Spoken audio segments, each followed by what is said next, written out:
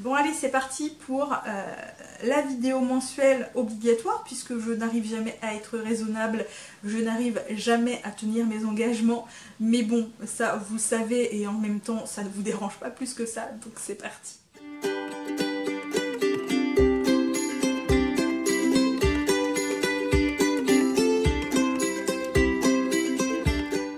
Salut tout le monde, aujourd'hui on se retrouve pour une nouvelle vidéo qui sera le book haul du mois de juillet. Et comment vous dire que, encore une fois, j'ai craqué mon slip. Voilà, j'ai craqué mon slip.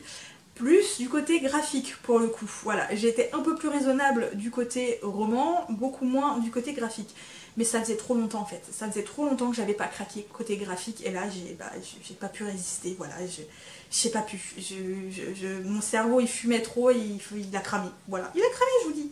Il a cramé et il a appuyé sur panier, panier, panier, panier, panier, panier, panier. Et puis une autre commande, ah, panier, panier, panier, panier. Voilà. Bref, du coup, pour ce book haul, on va dire que j'ai fait les choses un peu plus correctement en organisant la chose. Enfin, organisant. C'est un grand mot, vous me connaissez.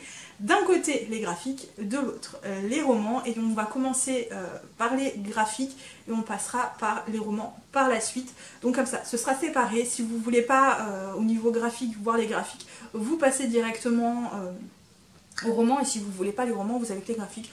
Mais si vous voulez regarder toute la vidéo, je ne vous en empêche pas. Bref, on y va. Je commence par les tomes 1 et 2 de It's My Life de Imushi Narita, publié aux éditions Ototo.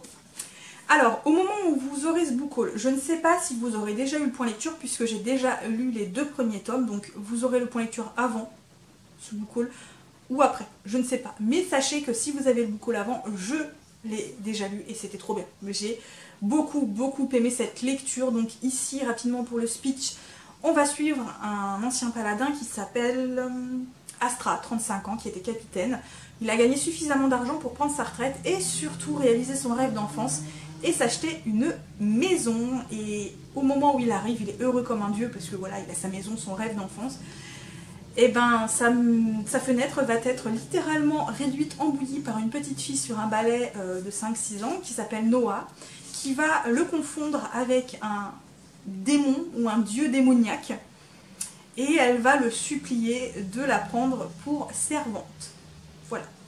Je m'arrête là pour le résumé. Vous n'avez pas besoin d'en savoir plus, mais sachez que moi j'ai adoré et que je vais très rapidement me procurer la suite parce que j'ai trouvé ça génial. Franchement, j'ai adoré cette lecture. C'était trop bien. On continue par l'indispensable avec le tome 10 de L'Enfant et le Maudit, publié aux éditions Kiyun, toujours dans leur collection Shonen. En fait, je sais même pas si c'est une collection. Bref, non, aux éditions Kiyun. Kimiko, pardon. À chaque fois, je confonds Kiyun et Kimiko, c'est horrible. Mais je trouve que leur logo se ressemble un peu. Hein. C'est moi. Hein. Bref. Alors, je n'ai pas lu le tome 9. Je ne lirai pas le tome 10 avant d'avoir le tome 11 dans mes mains, puisqu'il s'agira du dernier tome. Et comme je ne veux pas sortir frustrée, j'ai décidé de lire les 3 derniers tomes en même temps. Voilà. Autant vous dire que j'ai hâte et en même temps moins hâte parce que j'ai pas envie que ça se termine. Parce que vous savez que j'aime ce manga d'amour. Voilà, j'aime ce manga d'amour, donc... coup de cœur intersidéral pour ce manga, vous savez. Après des mois et des mois et des mois d'hésitation, j'ai fini par craquer. Là, j'ai craqué. Je me suis dit, ils sont là, je les prends. Il s'agit des tomes 1 et des tomes 2 d'Aria, The Masterpiece. S'en fout. Donc de Aria, donc le tome 1 et le tome 2, donc les rééditions à 15 € avec des dorures trop bien. Donc ici en fait on suit une jeune fille qui va être, comment on les appelle, qui va conduire une pagode. Voilà, les petites pagodes comme en Italie, je sais pas comment on les appelle, j'ai un trou, bref. Et donc on va suivre ces petites aventures et j'adore ce genre de manga. J'ai très longuement hésité, mais là j'ai fini par craquer, je me suis pris les 2. Et donc là pour le coup c'est bien publié aux éditions Kiyun. Voilà, donc je vais les lire assez rapidement et si j'aime je prendrai très rapidement le tome 3 et 4 puisque je crois qu'il y a déjà 6 ou 8 tomes de republiés, mais en fait ces éditions sont juste trop belles. Hein. Franchement, je sais pas vous, mais moi je les trouve magnifiques. Quoi. Je continue par le deuxième et dernier tome de Un démon au paradis, pardon, de Kyoko Oyoshikawa et Naomi Haga, publié chez Taifu, toujours dans la collection Yayoi. Pour rappel, ici on va suivre un professeur, on va dire fataliste, voilà, qui en a un peu rien à faire de la vie, et un infirmier qui complètement différents de lui et tous les deux vont tomber dans une relation un peu particulière. Voilà, j'ai pas encore lu le premier tome donc je peux pas vous en dire plus pour l'instant. Je continue par le manga Midnight Rain de CTK, publié toujours chez Taifu Comics dans leur collection Yayoi encore une fois, et celui-ci me faisait envie depuis un certain temps, j'aime énormément la couverture. Ici on va suivre deux hommes qui sont des adultes, hein, ce ne sont pas de jeunes adultes, ce sont vraiment deux adultes qui vont se rencontrer suite à un mec qui s'est fait passer à tabac, je crois, et j'en sais pas plus. Donc c'est en un tome, donc on verra bien. Également, je me suis procuré le premier tome de DSP Romeo de Asia Watanabe, publié encore une fois chez Taifu Comics. C'est un yayoi, hein, comme on dit, avec des loups-garous, mais j'en sais pas plus. Je sais pas plus, j'en sais franchement pas plus, mais j'aime juste la couverture, je la trouve très très belle. Je sais, je suis superficielle. Un manga qui m'interpelle depuis très longtemps, il s'agit du premier tome de Demon Slayer de Kimitsu no Yaiba, publié chez Panini Manga. C'est ça, Panini Manga. Ah, j'ai pas beaucoup de mangas de chez Panini, hein. Bref, donc ici on suit des chasseurs de démons, je crois. J'en sais pas plus, j'en ai beaucoup entendu parler, c'est l'un des mangas les plus lus, c'est le manga actuel qui marche du feu de Dieu. Donc j'étais curieuse et à un moment j'ai fini par craquer et du coup je me le suis procuré. Donc j'ai pris que le premier tome, j'ai hésité avec le deuxième tome. En général j'aime bien avoir deux tomes pour me faire un avis. Mais là voilà, c'est juste parce que je me suis laissée influencer, du coup je me suis dit je vais juste tester le premier tome. On verra bien par la suite. On termine par celui-ci. Il s'agit des Gardiens du Louvre de Jiro Taniguchi, publié ici l'édition du Louvre. L'édition du Louvre. Ah non, Futuropolis, pardon. Chez Futuropolis. On ne voit pas beaucoup là. Bref, toujours, je l'ai déjà lu. J'en ai fait un point lecture. Et au moment où vous aurez le book haul, soit vous aurez déjà eu le point lecture, soit vous l'aurez eu après. Voilà, je l'ai déjà lu. J'ai un avis très mitigé dessus. Mais bon. Après, c'est pas bien grave. Bref, ici, rapidement, on suit donc un homme qui, avant de retourner au Japon, s'arrête à Paris pendant 5 jours pour visiter des musées et il va finalement s'arrêter que sur le Louvre pratiquement. Et à partir de là, il va faire une espèce de voyage onirique. Et je vous en dis pas plus. Je continue du coup avec les romans et le premier que je vous présente, c'est La charmante librairie des jours heureux de Jenny Colgan, publié aux éditions Pocket. Je l'ai pris parce que comme j'ai lu il y a très peu de temps La petite boulangerie du bon du monde et que j'avais bien aimé, je me suis dit, bon, j'ai bien aimé le premier tome, pourquoi pas continuer avec une autre saga ou un autre roman. Je sais pas si c'est une saga pour celui-là, mais bon, c'est pas grave. Donc ici, je pense qu'on est un peu dans le même genre d'ambiance que La petite boulangerie du monde du monde. Ici, on va suivre une jeune femme qui s'appelle Nina, qui va perdre son taf et qui du coup va se dire, c'est le moment ou jamais de réaliser mon rêve. Et elle va donc décider d'ouvrir une petite librairie itinérante avec des livres d'occasion, je crois. Et donc elle va parcourir un petit peu le pays, ou en tout cas son département ou sa région, pour vendre ses livres et rencontrer des gens. Je n'en sais pas plus. Par contre, je ne sais pas si vous allez le voir, mais ce que j'avais pas vu, c'est que les pages sont arrachées. En fait, ici, il y a eu un coup de cutter, à mon avis, quand ils ont ouvert le carton, ils ont foutu un coup de cutter également dans le livre. Alors, je trouve ça un peu dommage, je suis un peu dégoûtée. Je l'ai découvert il n'y a pas très longtemps. Mais bon, tant pis, c'est pas grave, ça m'empêchera pas de le lire. En occasion, je me suis procuré donc La geste du 6e royaume d'Adrien Thomas, publié chez Helios, et également La maison des mages, toujours d'Adrien Thomas. Alors, il me semble que celui-là, je l'avais eu en grand format et je l'avais revendu. Mais là, depuis peu, j'ai bien envie de le relire, donc je l'ai trouvé d'occasion, mais vraiment pour pas cher sur Vinted.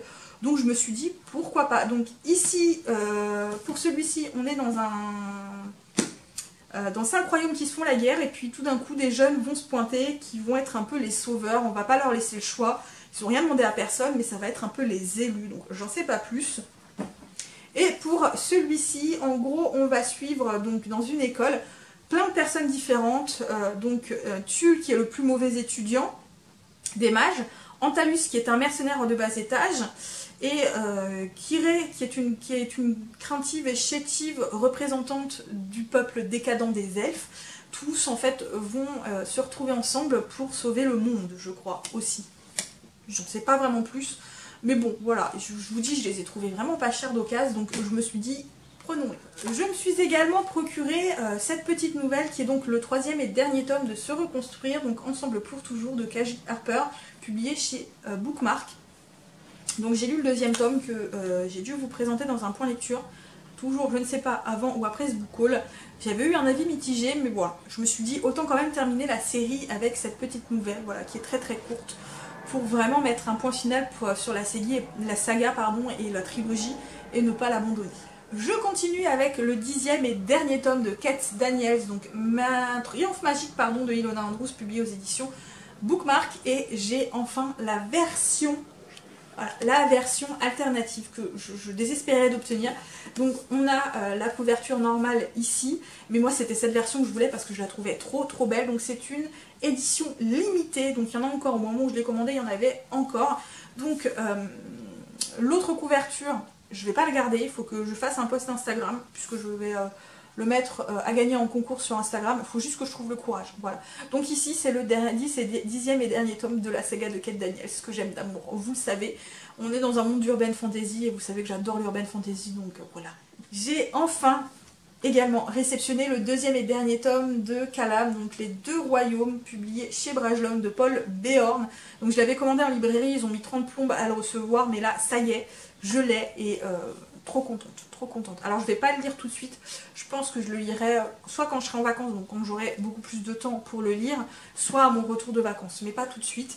Mais je vais pas non plus le faire traîner trop longtemps dans ma bibliothèque, je pense, parce que j'ai adoré le premier tome et j'ai trop envie de savoir comment ça se termine. Je me suis également procuré le premier tome de Storm Dancer, La guerre du lotus de Jay Christophe, publié aux éditions Brajlon dans leur collection Big Bang. Alors j'avais le premier tome à la première publication, je l'avais eu il y a longtemps, chez Brajlon, ça a été publié chez Brajlon, et je l'avais revendu parce que ça faisait tellement longtemps que je l'avais et ça me disait plus rien, je savais plus de quoi parlait le résumé, qu'à ce moment là ça me parlait plus. Mais là ça me parle bien, et puis je l'ai retrouvé à 10 €, donc je me suis dit, voilà, on s'en fout. Donc ici on va suivre une jeune femme qui s'appelle Yukiko, qui fait partie des chasseurs du Shogun, un maître cruel qui règne sur l'Empire, et en gros elle va rencontrer un phénix. Il me semble pas un phénix, mais pas un hippogriffe. Comment on les appelle? Ah, je sais plus. Ah, flûte.